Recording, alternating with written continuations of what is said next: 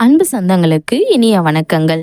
இன்னைக்கு நம்ம சேனல்ல ரொம்பவே ஒரு சந்தோஷமானவும் மகிழ்ச்சியான ஒரு பதிவு தான் பார்க்க இருக்கிறோம்.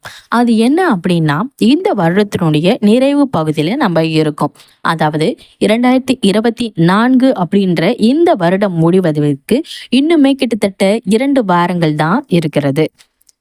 அதை எடுத்து பார்த்தீங்கன்னா, நம்மளுக்கு எதிர்வரக்கூடிய புதிய வருடமான 2025ஆம் ஆண்டு ஒரு சில ராசிக்காரர்களுடைய வாழ்க்கையில ஏராளமான முன்னேற்றங்களும் சரி, செல்வ செழிப்புகளும் சரி, அது மட்டும் இல்லாம அவர்களுடைய வாழ்வில நிறைந்த மகிழ்ச்சியும் உண்டாகும் அப்படின்னு சொல்லி ஜோதிட சாஸ்திரங்களில் குறிப்பிடப்பட்டிருக்குது.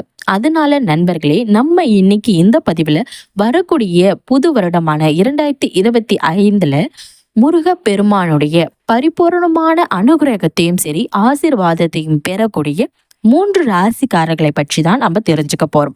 இந்த 3 ராசிக்காரர்களுமே 2025ஆம் ஆண்டுல இது நாள் வரைக்குமே சரி காணவே முடியாம ஒரு அற்புதமான வாழ்க்கையை பெறப்போகிறாங்க அப்படின்னு சொல்லி ஜோதிட சாஸ்திரங்கள்ல கூறுகின்றன.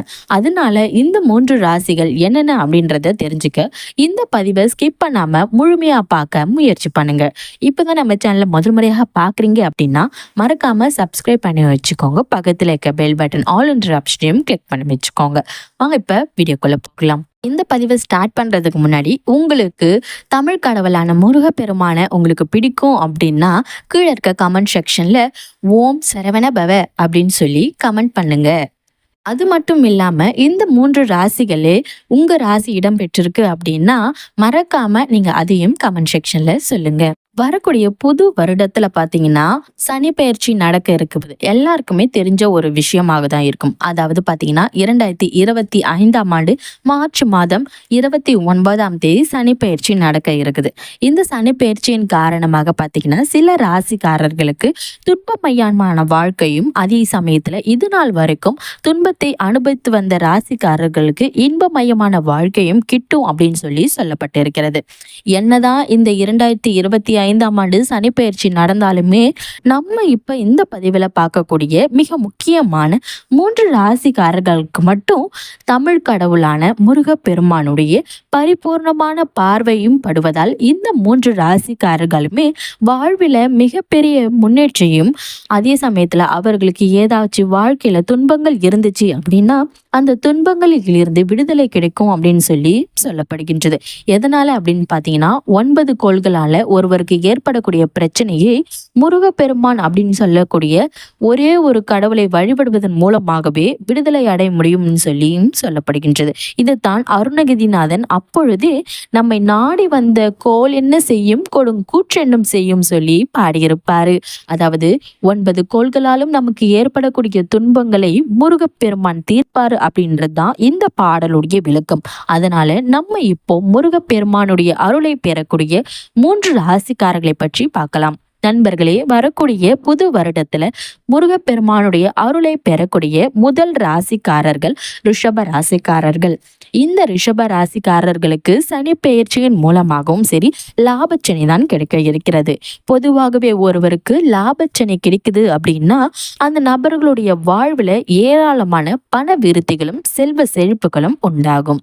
அது மட்டும் இல்லாம இந்த ரிஷப ராசிக்காரர்களுக்கு 2025ஆம் ஆண்டு முருகப்பெருமானுடைய பரிபூரண அனுகிரகம் கிடைக்க இருப்பதனால் இவங்களுக்கு கிடைக்கக்கூடிய நற்பலன்கள் பார்த்தீங்கன்னா இரட்டிப்பாகவே தான் இருக்கும்னு சொல்லி சொல்லப்படுகின்றது.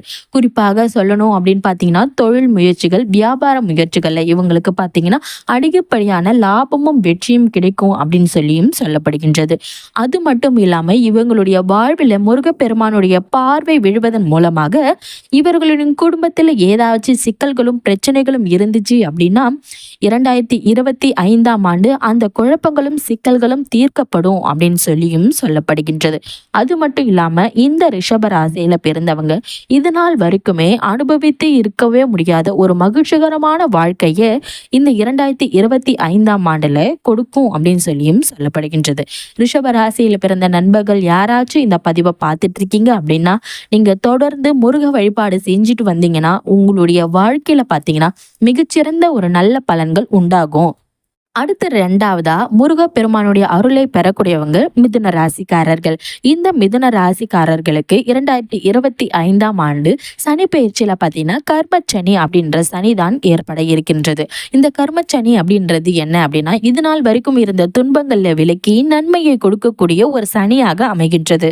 அது மட்டும் இல்லாமல் செல்வ விருத்திகளையும் ஏராளமான முன்னேற்றத்தையும் இந்த சனி கொடுக்குமாம். அது மட்டும் இல்லாம இந்த மிதுன ராசிக்காரர்களுக்கு 2025ஆம் ஆண்டு முருகப்பெருமானுடைய பரிபூர்ணமான அனுகிரகமும் கடாட்சமும் கிடைப்பதால் இவர்களுடைய வாழ்க்கையில பார்த்தீங்கன்னா எந்த ஒரு புதிய செயல்களும் தொடங்கினாலுமே சரி, அந்த செயல்கள் மிகப்பெரிய வெற்றியை இந்த மிதுன ராசிக்காரர்களுக்கு கொடுக்கும்.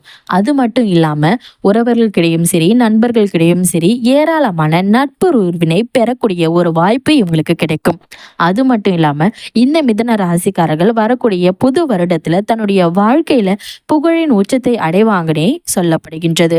அந்த அளவுக்கு ஒரு முழுமையான நன்மையை கொடுக்கக்கூடிய ஒரு ராசியாக இந்த மிதுன ராசி வரக்கூடிய புது வருடத்தில் அமைது அப்படின்னு சொல்லி ஜோதிட சாஸ்திரங்களில் குறிப்பிடப்படுகின்றது. அடுத்து 3வதாக முருகப்பெருமானுடைய அருளை பெறக்கூடிய ராசி மகர ராசிக்காரர்கள்.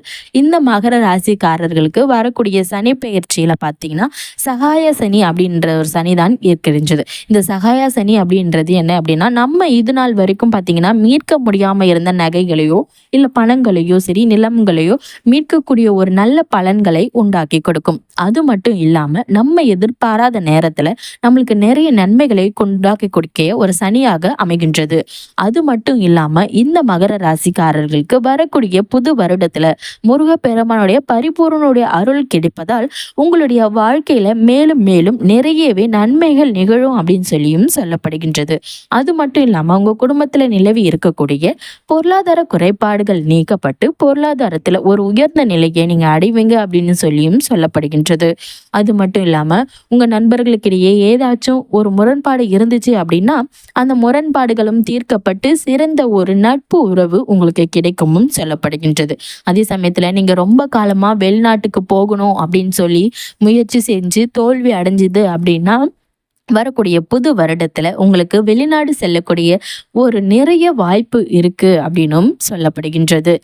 நீங்க இந்த மகர ராசிக்காரர்களாக இருந்தா தொடர்ந்து முருக வழிபாடு செய்வது அப்படின்றது உங்களுடைய ராசிக்கும் உங்களுக்குமே சரி நிறையவே நட்பலன்களை உங்களுக்கு கிடைக்கும். அதனால நீங்க தொடர்ந்து முருக பக்தராக இருந்து முருகனை வழிபட்டு வாங்க, ரொம்பவுமே உங்களுக்கு நல்லது. சரி நண்பர்களே, இன்னைக்கான பதிவு இவ்வளவுதான். இந்த பதிவின் மூலமாக உங்களுடைய முருகனின் அருளை பெறக்கூடிய 3 ராசிக்காரர்களை பற்றி பார்த்தோம்.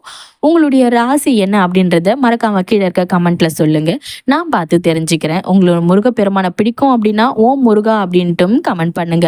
அடுத்தோட பதிவுல உங்களை மறக்காம நம்ம சந்திக்கிறோம். இது வரைக்கும் நம்ம சேனலை சப்ஸ்கிரைப் பண்ணாம பார்த்துட்டு இருக்கீங்கன்னா மறக்காம சப்ஸ்கிரைப் பண்ணி வச்சுக்கோங்க. பக்கத்துல இருக்க பெல் பட்டன் ஆல் என்ற ஆப்ஷனையும் கிளிக் பண்ணி வச்சுக்கோங்க.